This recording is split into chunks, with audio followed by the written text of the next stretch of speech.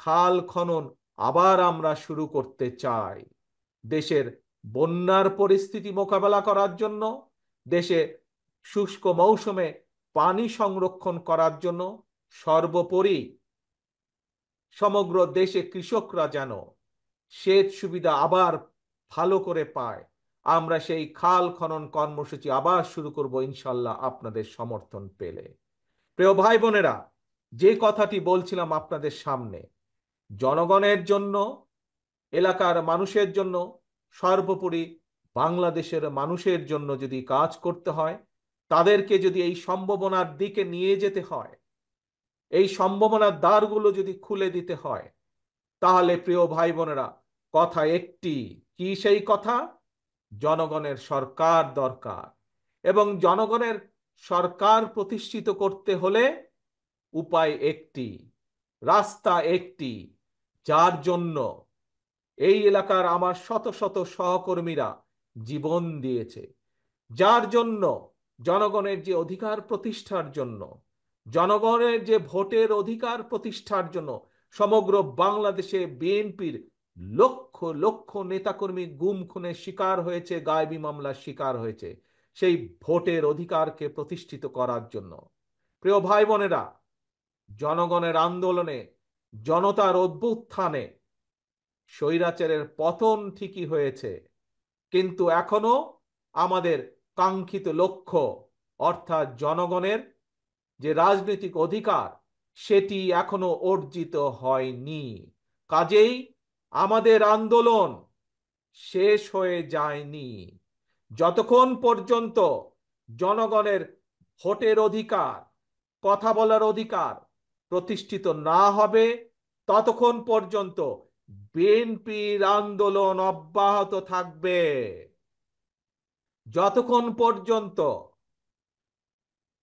যতক্ষণ পর্যন্ত জনগণের সরকার প্রতিষ্ঠিত না হবে, জনগণের জনপ্রতিনিধিরা দেশের উন্নয়নে, এলাকার উন্নয়নে, মানুষের উন্নয়নে কাজ করার সুযোগ না পাবে, ততক্ষণ পর্যন্ত বিএনপির আন্দোলন অব্যাহত থাকবে।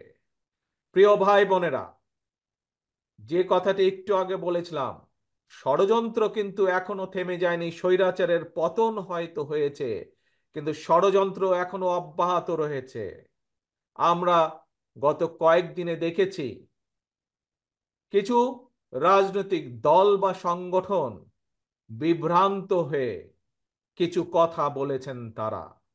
প্রিয় সহকর্মীবৃন্দ, প্রিয় উপস্থিত ভাই ও বোনেরা, আমি মনে করি, আমি বিশ্বাস করি যে একটি প্রতিবেশী দেশের ফাঁদে পা দিয়েছে আমাদের সেই রাজনৈতিক দলগুলো বা সেই রাজনৈতিক সংগঠনগুলো।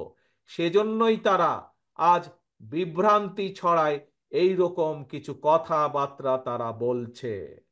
প্রিয় ভাই বোনেরা, আজ আপনাদের মাধ্যমে, আপনারা যারা এখানে উপস্থিত আছেন, আপনাদের মাধ্যমে সমগ্র বাংলাদেশের গণতন্ত্র প্রিয় প্রতিটি মানুষের কাছে আমি আহ্বান জানিয়ে বলতে চাই যে আমাদেরকে সজাগ থাকতে হবে।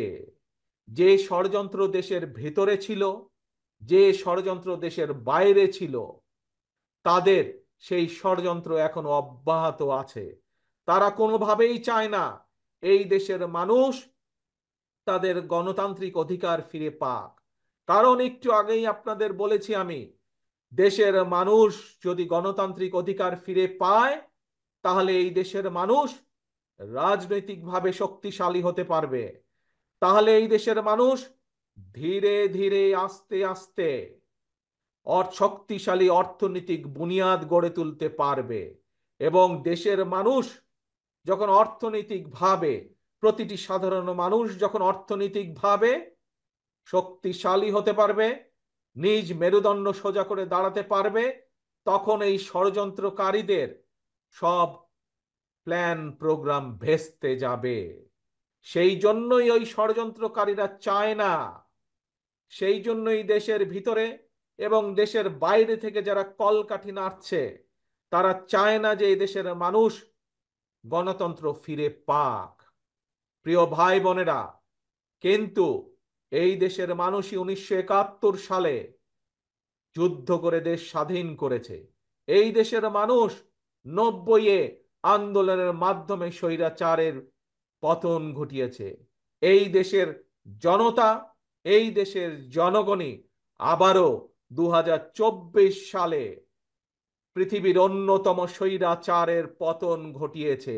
শুধু পতনই ঘটায়নি, স্বৈরাচারকে এই দেশ থেকে বিতাড়িত করে দিয়েছে।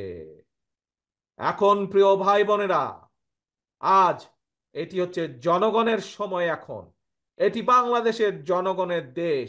কাজে আজকে জনগণকে সচেতন হতে হবে, জনগণকে সিদ্ধান্ত নিতে হবে। যদি যে সম্ভাবনার কথা আপনাদের সামনে আমি বলেছি, এই রকম সম্ভাবনা আমি বলেছি বাংলাদেশের প্রতিটি জেলা, প্রতিটি অঞ্চলে আছে। আমরা যদি এই সম্ভাবনাগুলোকে কাজে লাগাতে পারি, বাংলাদেশের মানুষের ভাগ্যের পরিবর্তন অবশ্যই করা সম্ভব। এবং বিএনপির রাজনীতি, শহীদ জিয়ার রাজনীতি, দেশনেত্রী খালেদা জিয়ার রাজনীতি হচ্ছে বাংলাদেশের মানুষের ভাগ্যের পরিবর্তন ঘটানো, বাংলাদেশের মানুষের ভাগ্যের উন্নয়ন ঘটানো হচ্ছে দেশনেত্রী খালেদা জিয়ার রাজনীতি। বাংলাদেশের মানুষের ভাগ্যের উন্নয়নই ঘটানো হচ্ছে শহীদ রাষ্ট্রপতি জিয়ার রাজনৈতিক আদর্শ, রাজনৈতিক দর্শন। প্রিয় ভাই বোনেরা, আসুন আজ এই লক্ষ মানুষের সমাবেশে আমরা দৃঢ়ভাবে শপথ গ্রহণ করি। আমরা আজ এই লক্ষ মানুষের সমাবেশে দৃঢ়ভাবে শপথ গ্রহণ করি, সকল ষড়যন্ত্রের বিষ ধাত ভেঙে দিয়ে যে কোনো মূল্যে আমরা বাংলাদেশ জাতীয়তাবাদী দল জনগণকে সাথে নিয়ে এই দেশের মানুষের হারিয়ে যাওয়া গণতন্ত্রকে পুনরুদ্ধার করব। যতক্ষণ পর্যন্ত সেই গণতন্ত্র পুনরুদ্ধার না হবে, আমাদের আন্দোলন অব্যাহত থাকবে, অব্যাহত থাকবে, অব্যাহত থাকবে ইনশাআল্লাহ। এই হোক আজকে আমাদের প্রত্যাশা, এই হোক আজকে আমাদের প্রতিজ্ঞা, বাংলাদেশের মানুষের গণতন্ত্র পুনরুদ্ধার এবং একই সাথে বাংলাদেশের মানুষের ভাগ্যের উন্নয়ন ঘটানো। এটিই হবে আমাদের প্রতিজ্ঞা, এটিই হবে আমাদের রাজনীতি, এটিই হবে আজকের জনসভার আমাদের শপথ। সকলকে বিদায় জানিয়ে আমি আমার বক্তব্য শেষ করছি। আল্লাহ হাফেজ। বাংলাদেশ জিন্দাবাদ, বাংলাদেশ জাতীয়তাবাদী দল জিন্দাবাদ। আসসালামু আলাইকুম। বিসমিল্লাহির রহমানির রহিম।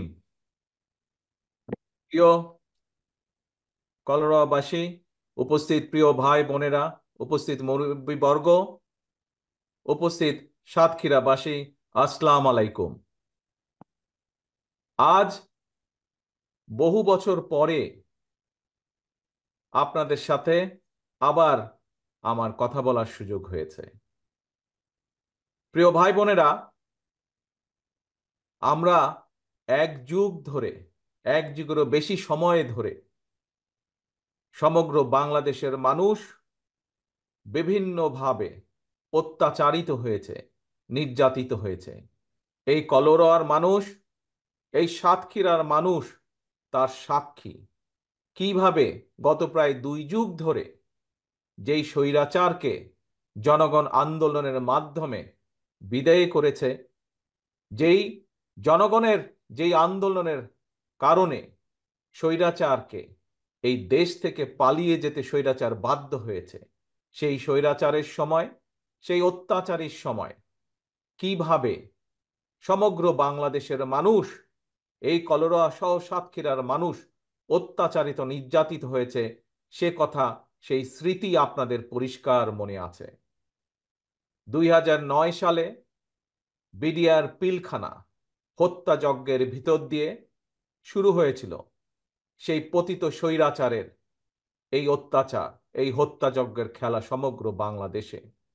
বিরোধী দলের নেতাকর্মীদেরকে তারা কিভাবে হত্যা করেছিল, বিরোধী দলের সমগ্র বাংলাদেশে বিএনপি সহ আরো বিরোধী দল, তাদের নেতাকর্মীদেরকে তারা কিভাবে অত্যাচার, নির্যাতিত করেছিল, আজকে আপনারা এখানে তার সাক্ষী। আজকে মঞ্চে উপস্থিত হাবিব সহ যে সকল নেতৃবৃন্দ উপস্থিত আছে, বিএনপি নেতাকর্মীরা উপস্থিত আছেন, সকলেই তার সাক্ষী। প্রিয় ভাই বোনেরা, আপনারা, আমি বক্তব্য রাখার আগে আপনারা অনেকগুলো রাজনৈতিক বক্তব্য শুনেছেন।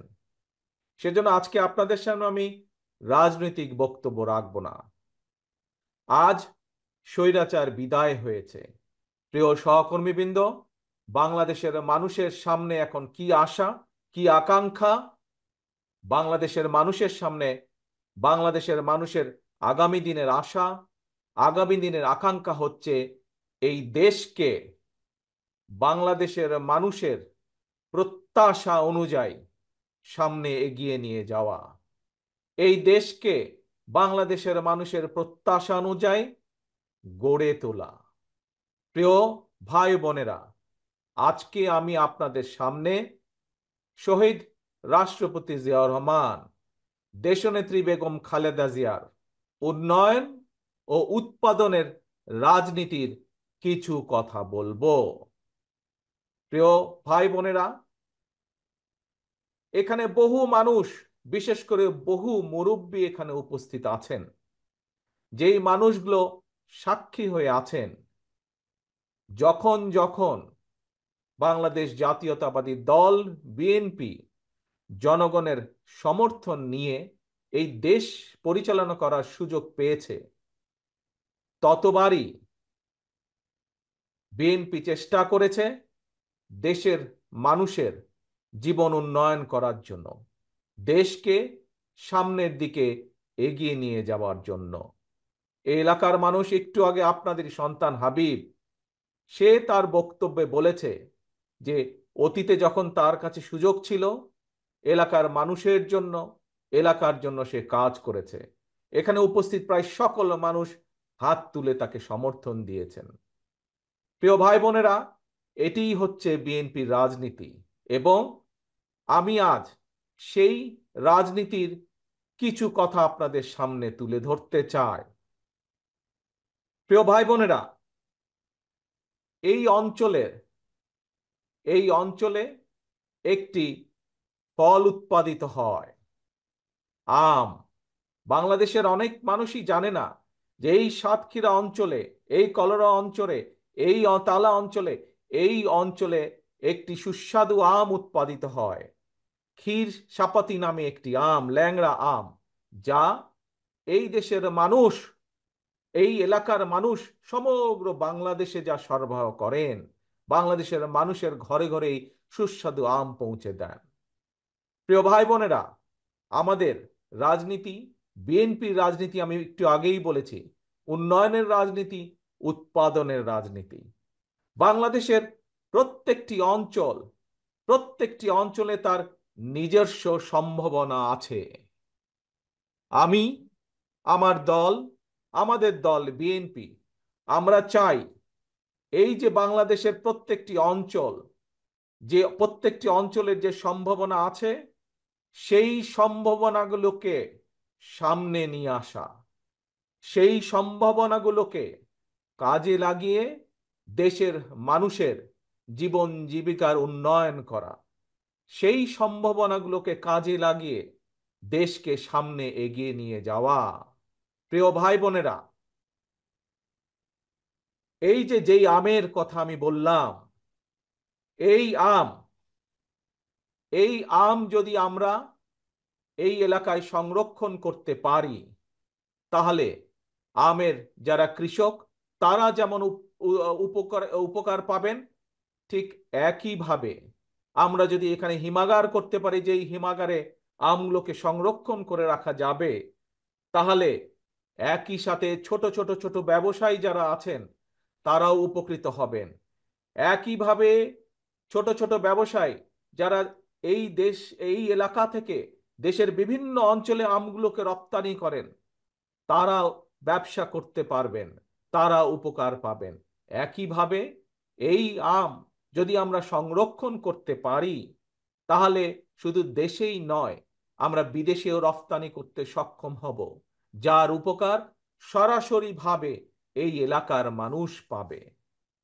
প্রিয় ভাই বোনেরা, এই আমের থেকে, আমের রস বা জুস বলতে যা বুঝায়, আমরা যদি চেষ্টা করি তাহলে সেইটির কলকারখানা আমরা এখানে তৈরি করতে সক্ষম হব, যার ফলে আরো বহু মানুষ, তরুণ সমাজের বহু বেকার যুবকের কর্মসংস্থান আমরা করতে পারবো।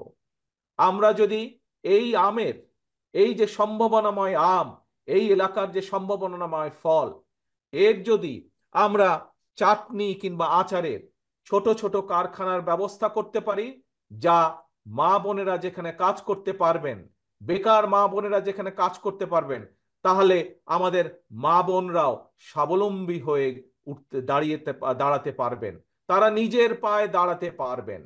প্রিয় সহকর্মী, প্রিয় ভাই বোনেরা, এটি হচ্ছে বিএনপির রাজনীতি।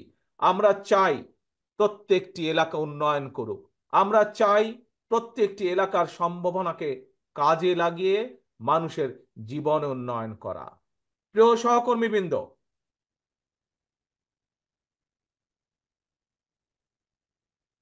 এই এলাকার আরেকটি বৈশিষ্ট্য আছে, হয়তো বাংলাদেশের অনেক মানুষই জানেন না। হয়তো এখানে উপস্থিত বহু মানুষ আছেন যারা সেই পেশার সাথে জড়িত। এখানে উপস্থিত বহু মা বোন আছেন যারা সেই পেশার সাথে জড়িত। কি সেটি? সেটি হচ্ছে মাটির তৈরি টালি। যে টালি বিদেশে বিদেশিরা তাদের ঘরের উপরে ব্যবহার করে। এই এলাকার মানুষ তাদের নিজস্ব শ্রম, তাদের নিজস্ব মেধা দিয়ে এই টালির শিল্প তুলে ধরেছেন, টালির শিল্প গড়ে তুলেছেন তারা। প্রিয় ভাই বোনেরা, বিএনপি চায় এই সম্ভাবনাকে কাজে লাগাতে, এই এলাকার মানুষের জন্য, এই এলাকার মানুষের উন্নয়নের জন্য এবং একই সাথে দেশের উন্নয়নের জন্য। আমরা যদি যে সকল মানুষ, যে সকল মা বোনেরা এই এলাকায় এই টালি উৎপাদনের সাথে জড়িত, আমরা যদি তাদেরকে সহযোগিতা করতে সক্ষম হই সরকারের পক্ষ থেকে, তাহলে তাহলে এই মানুষগুলো এই সেই সুবিধা বা সেই উপকার পাবেন এবং এই টালির শিল্প, যে টালি শিল্প, সেটিকে আমরা আরো ব্যাপক বিস্তার লাভ করতে পারবো। আমরা পৃথিবীর দেশে দেশে সেই টালিকে আমরা ছড়িয়ে দিতে সক্ষম হব, যা বাংলাদেশের স্বাক্ষর বয়ে বেড়াবে সারা পৃথিবীতে, সারা পৃথিবীর মানুষের ঘরে ঘরে যা বাংলাদেশের স্বাক্ষর বয়ে বেড়াবে। প্রিয় সহকর্মীবৃন্দ, প্রিয় ভাই বোনেরা, শুধু এটিই নয়, আপনাদের পাশেই আছে মুন্সিগঞ্জ নামক একটি এলাকা। সেই এলাকায় সেই এলাকায় আপনারা যেমন জানেন, আমি ৬,০০০ মাইল দূরে আছি বাংলাদেশ থেকে, কিন্তু আমার মনটা সারাক্ষণ পড়ে থাকে বাংলাদেশের বিভিন্ন এলাকায়। আমার মনটা সারাক্ষণ পড়ে থাকে বাংলাদেশে, এবং সেজন্যই আমি জানি বা আমি জেনেছি এই মুন্সিগঞ্জ, এই মুন্সিগঞ্জে কিছু কিছু রিসর্ট তৈরি হয়েছে পর্যটকদের জন্য, কিন্তু যোগাযোগ ব্যবস্থার জন্য, যোগাযোগ ব্যবস্থার জন্য সেই ব্যবসার সাথে যারা জড়িত সেই মানুষগুলো ব্যবসার উপকার পাচ্ছেন না, সেই সাধারণ মানুষগুলো, এলাকার মানুষগুলো। প্রিয় সহকর্মীবৃন্দ, আমি চাই, আমার দল বিএনপি চায় যে আমরা যদি ইনশাল্লাহ সুযোগ পাই, তাহলে এই রিসোর্টগুলোতে যারা জড়িত, এখান থেকে যারা সাধারণ মানুষ আয় রুজি করেন, যোগাযোগ ব্যবস্থার উন্নয়নের মাধ্যমে সেইখানকার মানুষগুলোর যাতে জীবনযাত্রা উন্নত করা যায়, সেই ব্যবস্থাও আমরা নিতে চাই। এটিই হচ্ছে বিএনপির রাজনীতি, এটিই হচ্ছে শহীদ জিয়ার রাজনীতি, খালেদা জিয়ার উন্নয়ন উৎপাদনের রাজনীতি।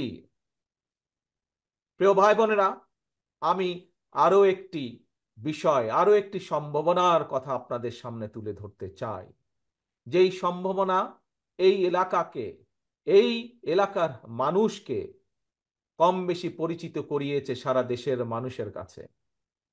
যে পেশার সাথে বহু মানুষ জড়িত আছেন, যে পেশার সাথে বহু মা বোনেরা জড়িত আছেন, কিন্তু আমরা যদি আরেকটু সহযোগিতা দিতে পারি, সরকারের পক্ষ থেকে, রাষ্ট্রের পক্ষ থেকে যদি আরেকটু সহযোগিতা করা সম্ভব হয়, তাহলে সেই পেশার মানুষগুলো, সেই ব্যবসা বাণিজ্যের সাথে যারা জড়িত আছেন সেই মানুষগুলো উপকার পাবেন এবং সাধারণ মানুষ, সর্বোপরি সাধারণ মানুষ সেই উপকারগুলো পাবে। প্রিয় ভাই বোনেরা, সেটি হচ্ছে এই এলাকায় চিংড়ি বা মাছের ঘের আছে, কিন্তু একটি সমস্যা আছে, আপনারাও জানেন আমিও জানি। কি সেই সমস্যা? যেই বেড়িবাঁধ আছে, এই বেড়িবাঁধটি বহু বছরের পুরনো বেড়িবাঁধ, এবং যারা চিংড়ি বা ঘেরের ব্যবসায়ী, যারা সেখানে কাজ করেন, প্রতিটি মানুষ, বিশেষ করে যখন আকাশে কালো মেঘ দেখা দেয় বর্ষার সময়, প্রতিটি মানুষ তখন দুশ্চিন্তায় থাকেন, এই বুঝি বাঁধ ভেঙে সব কিছু ভেসে চলে যায়। এই এলাকায় বাঁধের পাশ দিয়ে যেসব ক্ষেত খামারি আছে, সেখানকার কৃষকরাও ভয়ে থাকেন। কাজেই সেই বাঁধটিকে আমাদের মজবুত করতে হবে, যেন এলাকার মানুষ, বাঁধ মজবুত হলে সেই মাছ, সেই ঘেরের মাছ যাতে ধ্বংস না হয়ে যায়, নষ্ট না হয়ে যায়। প্রিয় ভাই বোনেরা, আপনারা একটি খুব সুন্দর জায়গায়, হতে পারে বাংলাদেশের দক্ষিণ পশ্চিম অঞ্চলে আপনারা বাস করছেন, কিন্তু আপনারা এমন একটি জায়গায়, খুব সুন্দর একটি জায়গায় আপনারা বসবাস করেন, আপনাদের পাশেই পৃথিবী বিখ্যাত সুন্দরবন। যেই সুন্দরবন হতে পারে এই এলাকার মানুষের অর্থনৈতিক উন্নয়ন, অর্থনৈতিক ভাগ্য পরিবর্তনের আরেকটি চাকা।